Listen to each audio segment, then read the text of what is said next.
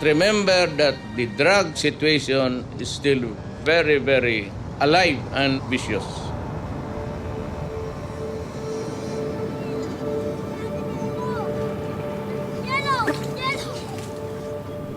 When I became president, I said, do not destroy the Philippines. Do not do drugs and kill our children because I will kill you. So what is wrong with that? Wala ba mo, kanang mga adik, mga salot na din sa atong mga panimalay. Patay. May tagpapasaylo lang kung ginawa ni, pero kanang mga adik, muna yung mga demonyo din sa atong mga kadalanan. What a time to be alive, no? Our president right now is very strong and very eager to fight drug addiction.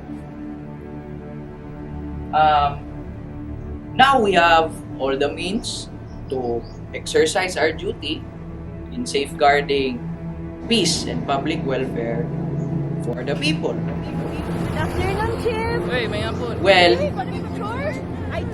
in the station I was assigned before coming here to Dumaguete, they called me the executioner.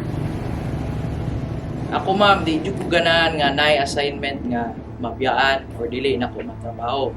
That's not me. I don't leave loose ends. I don't want loose ends. Dili yun ako.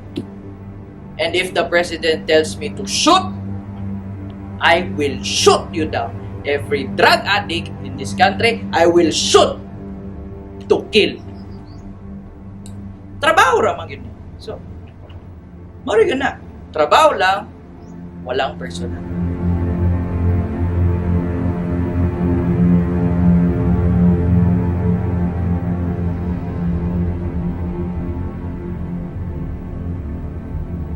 Kaikai was supposed to be the youngest of 3 children, but the second one died of rabies, and the oldest was a troublemaker.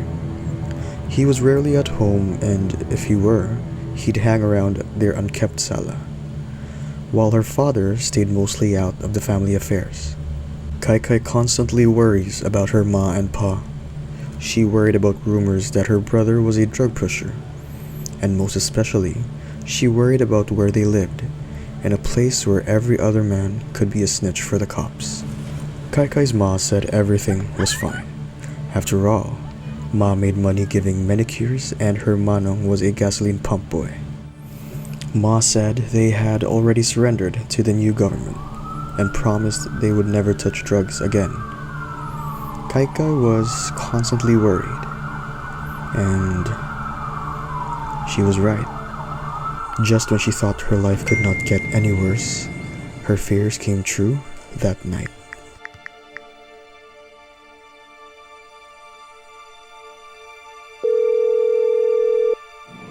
Palihog niya ako andam sa search warrant.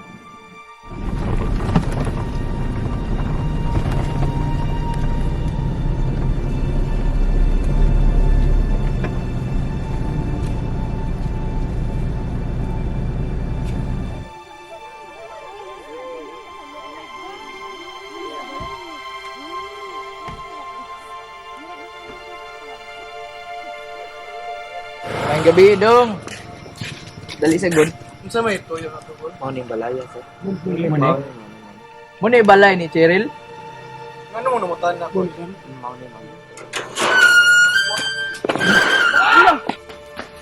Ma!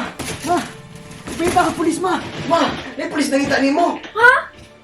Saan ko na yung gabuang na? Kasi pulis! May pulis nangita ni mo dito! Saan ko na pulis? Dito Ano na na pulis man dali? Ma! Good evening. Ma'am, day search warrant. Para saan ang boss? Among informant, giingnan may nga ikaw, suspect ka, nga isa ka pusher sa Sabo, dili sa inyong Wala na ko barangay. na boss. Dugay na ko. Wala na ko Hindi, na. aling kato naman na yan. Wala na ko na boss. Imo pa kung kuanon diri, nana ko makapili sana. Wala jud ko ana. Wala na ko ana.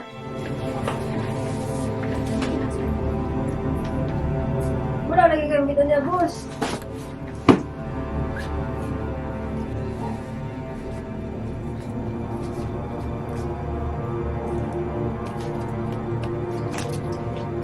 Uy! Ano sa man ni ma'am? Pang-tuition na, boss. Meh! Pang-tuition na sa ako, anak, boss. Muna hali ni mo ron, no? Dili lagi, boss. Wala may wala, anak, boss. sakpan na ka. Wala may anak, boss.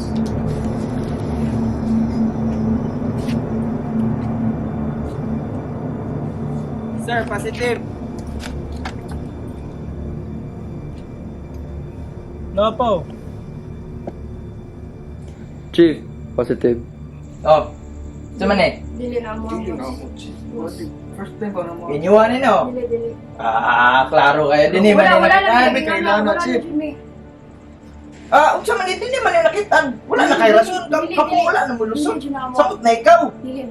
Dugay na, Wala, wala. sunod na eh. Boss, wala na ko, wala. Ato tas, Wala na. prisuhan lang Wala tayo. Explain dito ra prisuhan. Chief, pobre with Chief, pero nanginabuhay ko, may tarong Chief. Dali na ma'am ka. Ay sige Wala, kay gulo. dugay na kayo. Tantas prisuhan ma'am. Chief, wala ni justisya, Chief. Ay, Chief, wala justisya para sa mga kriminal to.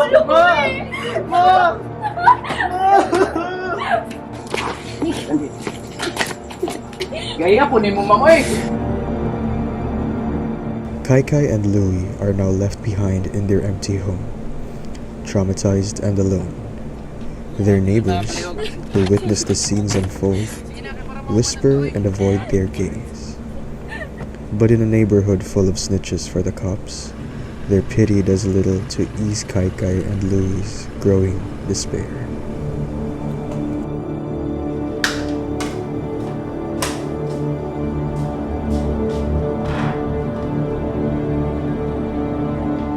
Ma'am Cheryl, mayong hapon. Ako si Attorney Lois Caballero. Gipadala ko sa Public Attorney's Office para sa inyong kaso. Pwede ko nimo maistoryahan kung unsang natabo ka tong gabi. Attorney mo na to. Gisulong ni sa pulis sa amo ang balay. Ma'am Cheryl, kasabot ko asa mo gikan. Daghan na gyud kaayo ang pag-abusar sa mga pulis.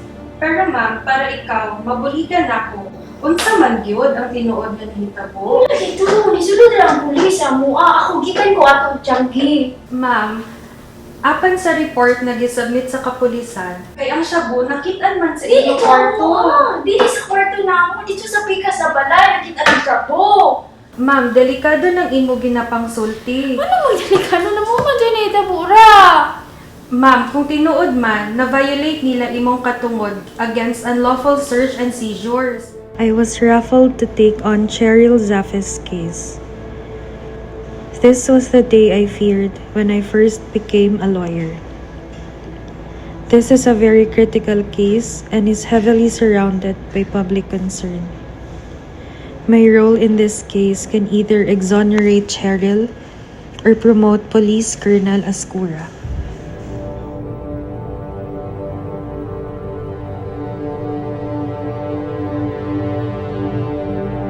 Your Honor, I would also humbly request a move to question the legality of the search and seizure conducted by the arresting officers. According to the search warrant, the area to be searched was explicitly defined inside the house of the Zafes, yet the shabu was found outside of the specified location. Please proceed.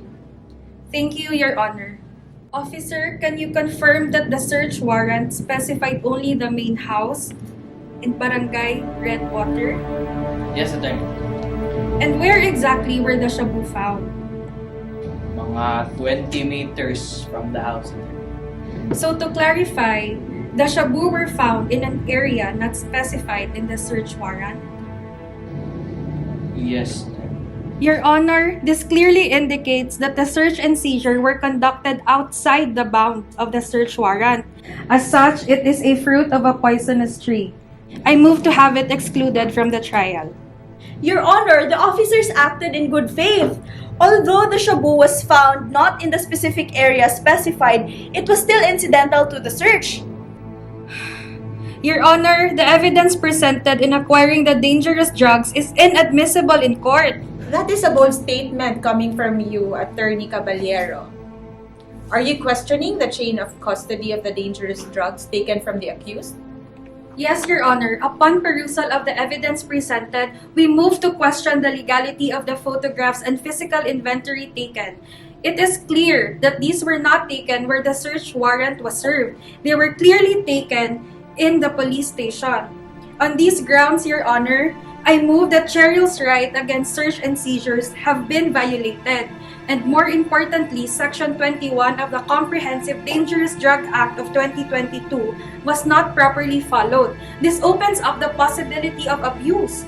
Keeping the seized items in the pocket of the officer is a doubtful and suspicious way of ensuring the integrity of the item seized.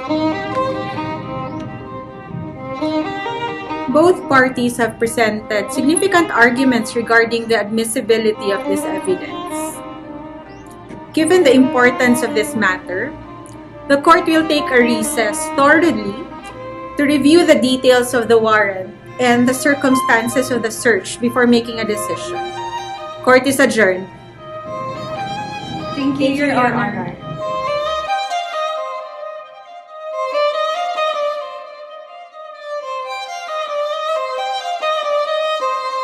The RTC Branch 34 rules. Wherefore, the motion for production of records of examinations of applicant and witnesses in connection with the application for search warrant number 2025-111 is hereby denied for lack of merit.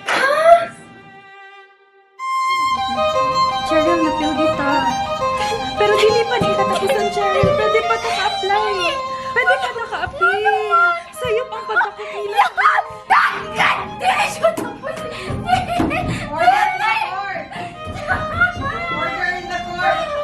Cheryl Zafe's lawyer appealed her case, but the Court of Appeals denied the said appeal and was convinced by the Regional Trial Court's decision to deny the motion for production and that the judge validly issued the search warrant because of the plain view doctrine.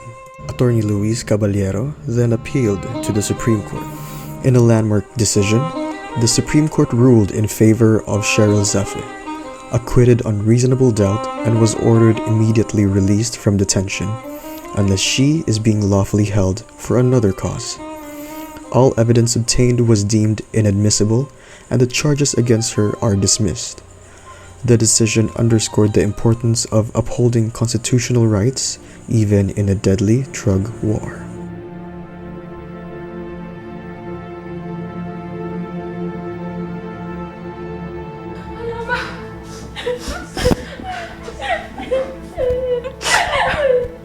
Manami, good news mo.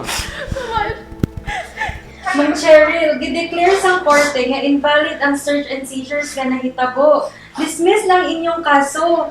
Kasabot, makagawas ka na ma'am sa prisuhan. Seriously? Yes, ma'am. The journey towards justice in the Philippines is long and winding. While the court has already absolved her ma for her alleged crimes, Kaikai is just starting to embrace a new journey. A journey that led Kaikai to work for justice. In her book, Patricia Evangelista starkly observed that it does take longer to type a sentence than it does to kill a man, underscoring how fickle life became during the country's deadly drug war. Despite the turmoil, our belief in the rule of law remains unwavering, standing firm against the authority of any president and his directives. There is still hope for the country. There is still hope for us.